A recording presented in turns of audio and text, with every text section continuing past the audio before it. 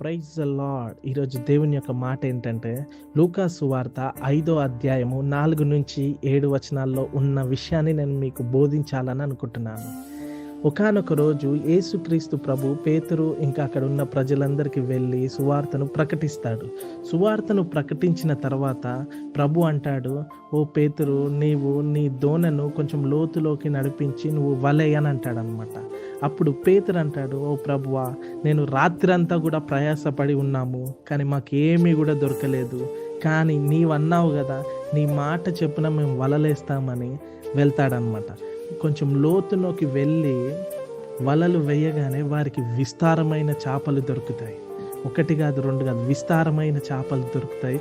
ఎంత విస్తారమైన చేపలు దొరుకుతాయంటే వాళ్ళ వలలు కూడా తెగిపోయి అంత బరువుగా అయిపోతాయి అన్నమాట. సో నేనేమంటున్నానంటే, ఈరోజు కూడా నువ్వు ఎన్నో రోజుల నుంచి ప్రయాసపడ్డావేమో, నువ్వు ఎన్నో రోజుల నుంచి వేచి ఉన్నావేమో, నా జీవితంలో ఇది జరగట్లేదు, అది జరగట్లేదు, నాకు ఇంకా ఏవి నా జీవితంలో నేను దీవెనలను చూడట్లేదు అని నీవు అనుకుంటున్నావేమో. అయితే ఈరోజు కూడా నువ్వు వలనగా ప్రార్థన, ఈరోజు కూడా నువ్వు విశ్వసించి ఆయన మాట చెప్పిన నువ్వు ప్రార్థన చేయి, నువ్వు విస్తారమైన దీవెనలు నువ్వు పొందుకోబోతున్నావు.